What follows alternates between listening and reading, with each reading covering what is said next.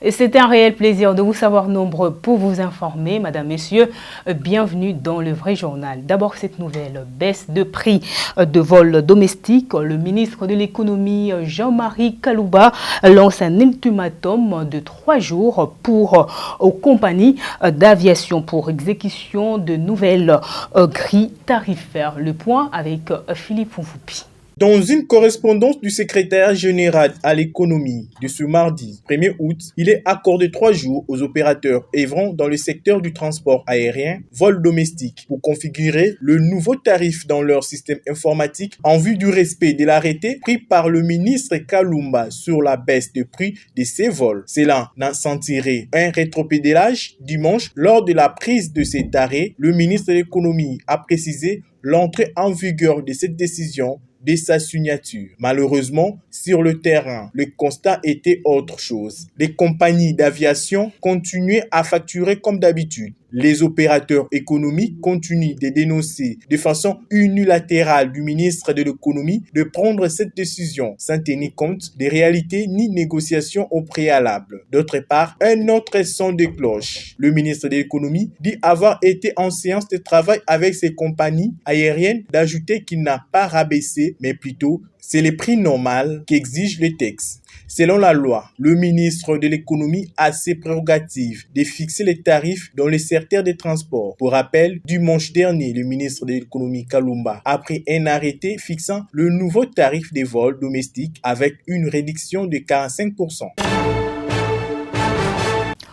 Environnement, République démocratique du Congo, la vice-première ministre Eve Bazaïba a été dépouillée de sa prérogative par Dieudonné Moussokoboni, conseiller spécial du chef de l'État en environnement. Ce dernier a donné mandat spécial à Faye Lissumba pour rechercher le financement en faveur d'un projet. Images et commentaires.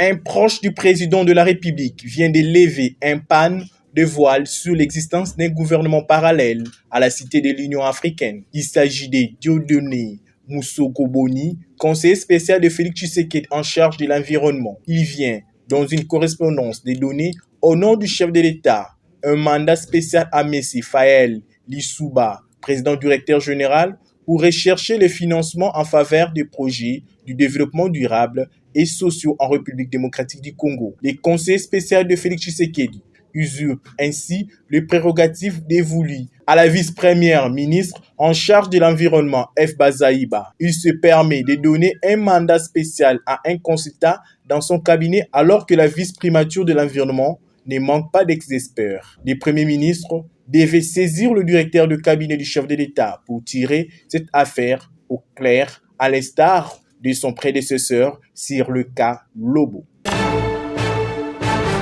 Et tout à fait autre chose dans ces journaux, la nomination de Tommy Tambwe Ushidi à la tête du programme de mobilisation de désarmement, relèvement communautaire et stabilisation. Denis Mukwege, le prix Nobel de la paix, s'est dit dessus car d'après lui, la personne promise est un ancien rebelle. On voit cela avec Gisèle Zeba. Le prix Nobel de la paix a exprimé son désaccord face à cette nomination par ordonnance présidentielle. Pour Denis Mukwege, ces processus de désarmement, démobilisation et réinsertion sous-financés et bâclés ainsi que les politiques de mixage et de brassage, souvent accompagnés de promotions, ont intégré l'indiscipline au sein des institutions et c'est jusqu'au plus haut niveau de l'État. Face à cela, l'homme qui repart, le FAM, plaide pour l'adoption d'une stratégie nationale holistique de justice traditionnelle qui priorise des réformes institutionnelles visant à prévenir la non-répétition des atrocités commises sur les populations civiles, notamment par une réforme profonde des secteurs de la sécurité et de la justice. Cependant, Denis Mukwege insiste sur la justice traditionnelle et la réforme des institutions qui, d'après lui, consiste en la mise en place des procédures d'assainissement qui visent à l'identification et à mise à l'écart des des institutions publiques de personnes responsables des violations de droits humains et du droit international humanitaire, ainsi qu'à la mise en place de mécanismes de vérification des antécédents en matière de droits humains et ceux qui aspirent à entrer dans le service public. La nation congolaise regorge de femmes et d'hommes intègres et sans antécédents de violations graves des droits humains qui pourront prendre ces fonctions à la place des personnalités qui ont de problèmes avec la justice.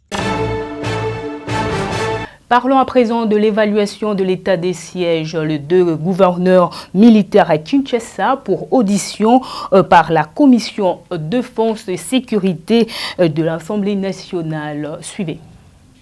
Sur base de l'inquiétude manifestée par certains élus sur la prorogation continuelle de l'état de siège sans explication fiable, lors de la 4e et 5e prorogation, la Commission défense et sécurité de l'Assemblée nationale s'est vue dans l'obligation d'organiser les auditions pour attendre le membre du gouvernement concerné dans le suivi de cet état de siège, ce qui justifie même la présence de deux gouverneurs militaires de l'Ituri et du Nord Kivu pour être également auditionnés. Arrivé à Kinshasa ce lundi 9 août, alors que la ministre de Justice était en pleine audition par la Commission Défense et Sécurité. Constant Ndima et Luboya Kanchama seront à leur tour auditionnés ce mardi 10 août et ils vont être accompagnés du ministre de la Défense, déjà auditionné en premier le vendredi dernier et avait demandé 48 heures pour répondre aux préoccupations de la Commission, signalant que les soupçons de corruption pèsent déjà sur le fonds alloué à cet état de siège par certains responsables de l'armée, dont certains généraux seraient déjà aux arrêts. Le BCNU2H venait de dénoncer l'inefficacité de cet état de siège qui n'arrive pas à protéger les civils. Plusieurs rapports également font état de la même situation. À en croire même Adolphe Mouzito qui dit qu'actuellement on compte plusieurs morts qu'avant l'état de siège. Rappelons que selon le député Gratien de Saint-Nicolas, élu de l'Ituri, membre également de la Commission Défense et Sécurité de l'Ituri, nous avons une bonne armée capable d'instaurer la paix dans cette partie. Malheureusement, leurs responsables sont des affairistes, des infiltrés qui se font de l'argent pour acheter de parcelles à Kinshasa et rouler carrosse. Fin de citation. Cet état de siège a été décrété depuis le 6 mai par le président de la République, Félix Antoine Tshisekedi Tshilombo, et nous tendons à sa 6e prorogation. Affaire à suivre. Restons toujours dans ces chapitres. Fillon Ndondomboni, président du parti Orange, soutient l'évaluation de l'état de siège, mais appelle les efforts de tout un chacun pour assainir la situation sécuritaire dans l'Est de la République démocratique du Congo. Jocelyne Luanga et David Mbinga. On croit, Fillon Ndondomboni, le concours de tout chacun permettra d'assainir la situation sécuritaire dans l'Est du pays, car la véritable solution reste l'état de siège. Vous avez appris l'arrestation de certains officiers militaires. Il y a une complicité très profonde dans cette réalité de l'Est. Et je pense que même s'il y a cet état de siège, il faut vraiment du temps pour assainir ou annuler, régler complètement cette question de l'Est. Parce qu'au-delà de tout ce que nous voyons, il y a des ancrages de certaines choses, de certains comportements, de certaines personnes pendant des années qui font que la situation devient un peu assez complexe. Nous encourageons le chef de l'État dans son engagement d'annuler ou d'annuler ces problèmes de l'insécurité à l'Est. Nous l'encourageons et je pense que quoi que l'on puisse dire, l'état de siège reste une de véritables solutions pour assainir la situation sécuritaire à l'Est. Faisons d'une pierre deux coups le président du parti Orange par de la proposition de loi de son parti pour lutter contre le tribalisme en RDC. Et voilà pourquoi, après avoir observé dans cet environnement où nous étions en train de faire le choix du président de la CENI, où il était question de parler de la loi sur la nationalité, les réactions des uns et des autres allaient beaucoup plus dans le sens tribal, au lieu de voir d'une manière objective les compétences, la capacité, la nécessité dont le pays a besoin pour lever des options. Et face à cette situation, nous avons analysé en tant que parti pour faire cette proposition justement de loi. Et la proposition de loi a un seul objectif, arrêter cette hémorragie, arrêter cette dérive, cette façon de faire et de voir qui est en train de prendre place dans notre pays, avec 3 options prioritaires. Prévenir cette question de haine tribale, tout ça. Il faut prendre des mesures de sanctions sur les comportements des uns et des autres sur cette question. Il y a également des options importantes à lever concernant les mesures d'application, c'est-à-dire qu'est-ce qu'il faut concrètement faire. C'est là que nous faisons des propositions sur un territorial des non-originaires. Affaire Boukangalonzo, on en parle dans ces journaux après le sénateur Augustin Matata Pogno, Patrice Kitebi, ancien ministre délégué aux Finances, au lancement de ses projets est passé à l'audition. Suivez.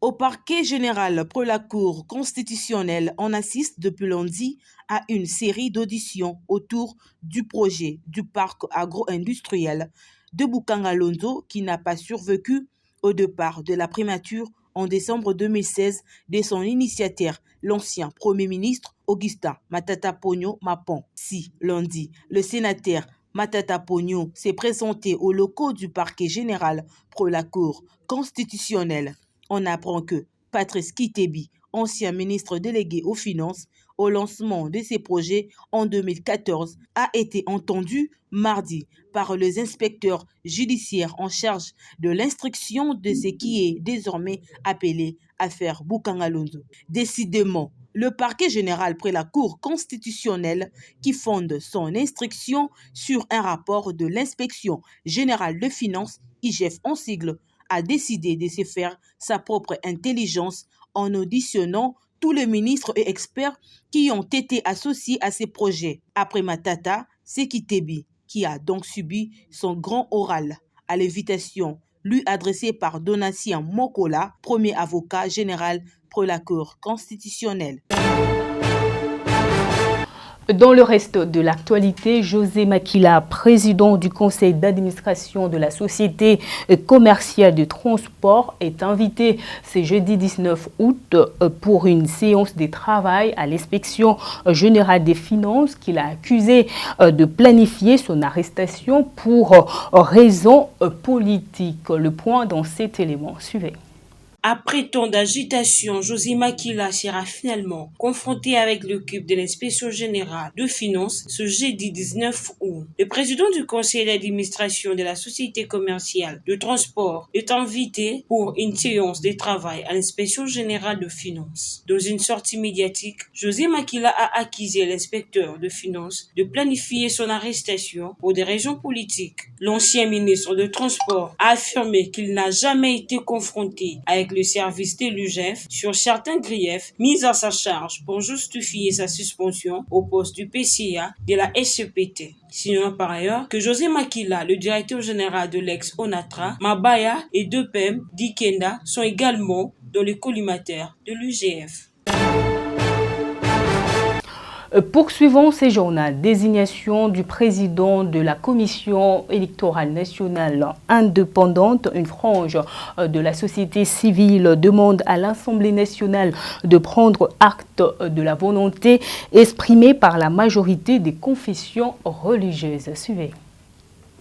Dans une déclaration rendue publique ce mardi 10 août, une frange de la société civile recommande à l'Assemblée nationale d'accélérer le processus d'entérinement et de prendre acte de la volonté exprimée par la majorité de chefs membres de confessions religieuses, l'esprit et la lettre de leur charte. Il rappelle aux forces politiques de mutualiser leurs efforts en accélérant le processus de la désignation de leurs membres pour ne pas porter le fardeau des glissements. Par ailleurs, le Fonds social appelle le chef de confession religieuse au dépassement de soi et de privilégier l'intérêt supérieur de la nation. Au reste, les forces vives de la nation restent mobilisées en cas de besoin d'assumer leurs responsabilités face à leur destin. Rappelons que les confessions religieuses ne sont pas parvenues à un consensus sur la désignation du successeur de Corneille Nangaa à la tête de la centrale électorale. Un délai leur avait été accordé pour se mettre d'accord. Dorcas Adikoko appelle le bureau de l'Assemblée nationale d'être expéditif pour régler le problème de la désignation de la présidence de la CENI pour le respect du calendrier. Et cet allié de l'UDPS propose que dans les jours qui viennent, la désignation du président de la CENI soit désormais traitée au ministère de l'Intérieur. Réagissons aux propos de l'abbé Chollet, secrétaire général de la SENCO, sur les réformes de la centrale électorale. Selon la Mouka, Dorcas Adikoko invite à tenir compte de PV déposés par le confession religieuse. Si Fayoulou ou Mozito avait besoin des réformes, qu'on change les réformes, ils savent où ça se passe. C'est pas dans la rue, c'est pas aux universités, c'est pas sur des plateaux de télé. Hein. Ils savent où ça se passe. Ils n'ont pas fait. Ils veulent qu'on accepte leurs propositions pour qu'on soit encore ensemble, on fasse le dialogue comme ils le réclament avec les Sangas. Mais là, je leur dis d'avance que le train est en marche. C'est vraiment pratiquement impossible. Tu as raison. Dieu, il agit. Dieu, il sait comment il fait les choses. Hein. Il a trouvé quelqu'un d'autre loin de nous pour répondre à nos détracteurs. Pour la désignation, mais il faut que l'Assemblée nationale soit correcte. Regarde comment ça a commencé, où nous en sommes, qui ont déposé, qui n'ont pas déposé. Eh bien, ceux qui n'ont pas déposé ont toujours tort. En 2028, quand Fachi va organiser vraiment les élections, après avoir recensé tout ça, je crois qu'il faut qu'on trouve une solution, qu'on laisse de côté les confessions religieuses et qu'on donne les élections au ministère de l'Intérieur. C'est mieux, c'est mieux.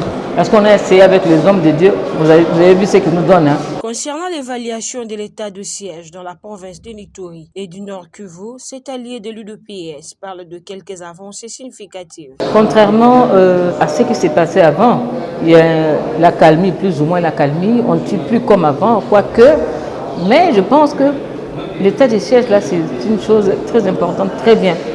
Et le plus important maintenant qui reste à faire, c'est attraper les nôtres qui sont en train de faire les hommes qui tuent en ce moment. C'est les nôtres qui sont là, c'est des traîtres. 13 millions de dollars américains mis à la disposition du projet Tilingelou, détourné ou disparu. Suivez les analyses de Eric Wemba, directeur de publication du VraiJournal.net. Rien contre les Chinois. Vous savez qu'il y a eu d'abord un contrat chinois ici, toutes ces entreprises-là qui étaient impliquées, où les Congos a donné une part de ces minéraux. Mais sur terrain, il n'y a eu rien. Tout simplement parce qu'il n'y a pas eu contrôle. À l'époque, les gens avaient dénoncé. Ici, Gilles Alinguet ne vient qu'à foncer une porte qui est déjà ouverte. L'ODEP, au début de ces projets, avait dit que ces projets étaient extra-budgétaires. Vous savez, nous avons un problème aujourd'hui. Les parlements ne jouent pas son rôle du contrôle. Il y a un projet extra-budgétaire, le parlement n'est pas là. Tous les Congolais aujourd'hui, qu'on l'aime ou qu'on ne l'aime pas, nous avons placé notre confiance à Gilles Alinguet. C'est le seul qui joue ces rôles-là, qui devait jouer d'autres. Il ne devait pas être seul, il est aujourd'hui abandonné seul. Les parlements devaient l'accompagner dans les contrôles. La Cour des comptes, il est pratiquement seul, c'est battre comme tout le monde. C'est pourquoi nous, la presse, nous sommes obligés de les soutenir au lieu d'aller derrière des Chinois qui sont... Ils sont là, les Grecs, là, ils ont été à Kananga. Partout ils passent, ils ont laissé des cadavres dans le placard. Ils reçoivent l'argent des Congolais et sur terrain, ils ne font rien. Et maintenant, de cet argent qu'ils nous volent, ils les invitent une certaine presse pour s'attaquer à l'inspecteur général des finances qui ne fait qu'interpeller, qui ne fait que rappeler que l'argent sort et qu'il n'y a pas les travaux sur terrain. Et Gilles Alinguet n'est pas seul. L'ODEP avait déjà dit ça. Vous savez, dans les programmes de 100 jours, quand l'ODEP a commencé à dénoncer, les gens disaient qu'il n'y avait rien.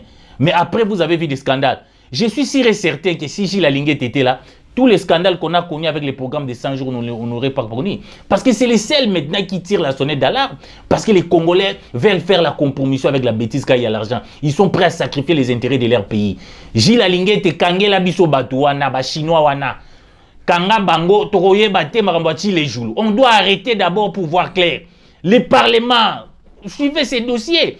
Pourquoi on arrête Matata aujourd'hui? Parce que le projet a été extra-budgétaire. Dans ces pays, il y a une loi de finances qui exige qu'avant que toute procédure soit acceptée, le Parlement doit donner son accord. Est-ce que la presse qui est allée chez les Chinois, là, ils ont posé cette question? Comment des Chinois viennent ici, ils ne respectent pas la loi de notre pays? Nous devons les accompagner. Si les jaloux, nous ne voyons pas clair dans ces projets, il est temps qu'on arrête pour qu'on puisse voir clair. Gilles Alinguet, Kanga Makambouana Nyonso, tu as le soutien de toute la population congolaise. Parce que dans ces régimes, tu es les seuls qui incarnent les valeurs pour lesquelles Tshisekedi Wamulumba s'était bâti. Pour que l'argent du Congo puisse profiter au Congolais. Pas un groupe d'individus, des commissions, des rétrocommissions. Ça doit à un moment s'arrêter dans ces pays. Les peuples souffrent. Et suivez à présent ces SOS.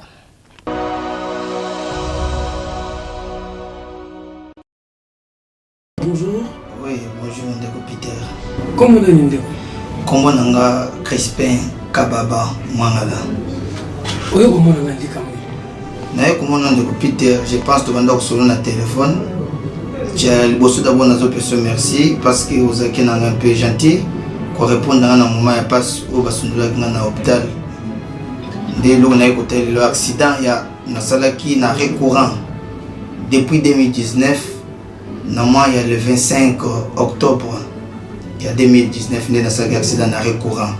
Esprit de vie de tout Kinga, du Kolebo Kinga. Mais tu vois esprit de vie. Il y a esprit de vie de tout Kinga. Donc, même na mon collègue, na kenda mon collègue, parce que na opération, l'opération il est capable bien té. Nazo choc wapi? Nazo choc. Les boko oyo, les agia ko bokana, oyo c'est agia ko panzana oyo. Na OEP ezaya kubukana na bukana liboko oyo deux fois liboko oyo na bukani une fois likolo moyena longolela mba ezate parce que na pantalon tozana na bukani likolo deux parties na kende na mukolo basalinga opération mais opération il équipé bien té ba na ekozonga pour la deuxième fois libende et tingamaki o bachakinga na likolo. Soko moni o eza radio o na sala nde libende tengamaki na likolo donc quoi au cas nani bukana mabe jusque là likolo nanga ezo permettre nga soki na meki côté mamu ke boye eza fondation Denis Nia qui on est foutu nga mamu ke ma partie en bongo basenga moi opération fondation maman Denis ya maman Denis précisément maman Kati na maman Sarah.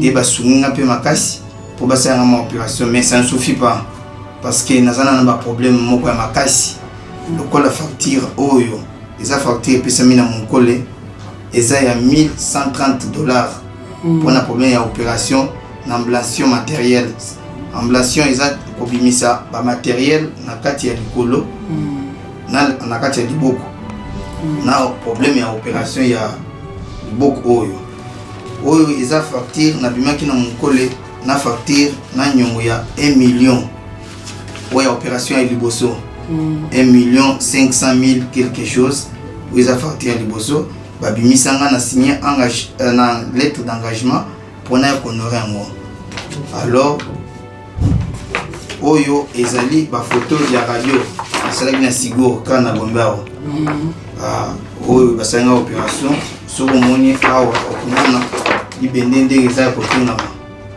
na likolo awa eza pona liboko bavisi bakangaki nga na maboko na mabende bakotisanga okomona ngo na foto mosusu sikoyo nayaki kotala gouverneur nakutana na ye jour ya organisation ya obsèque ya cardinal Musengo avant bakutana na professeur na président ya assemblée Mboso tosololi na ye nasengi ye mwa lisungi par rapport à expliquer makambo nyonso surtout ayebisi secrétaire particulier na ye Ernest Mwado ayebisi apesanga carte mpona kende na hôtel asunganga mais depuis nazwa carte oyo nazoti natindi message marque nyonso natindi ba photo mais père azo recevoir nga te azo compliqué nga na téléphone o sokoza na mbongo okende kosala okende ko se faire soigner gouverneur soka répondre nga na koyebisa yo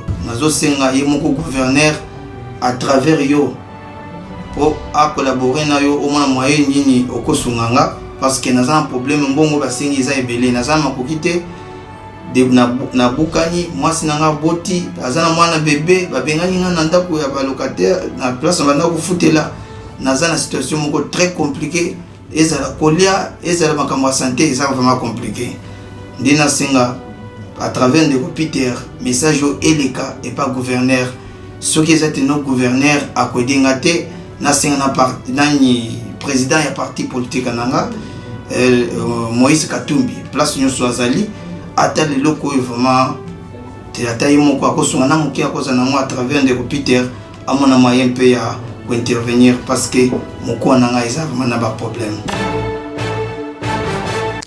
Vous avez certainement compris, ainsi s'achève cette grande édition du Vrai Journal. Et toute la rédaction vous remercie de l'avoir suivi. Madame, Messieurs, ce journal est terminé. Au revoir.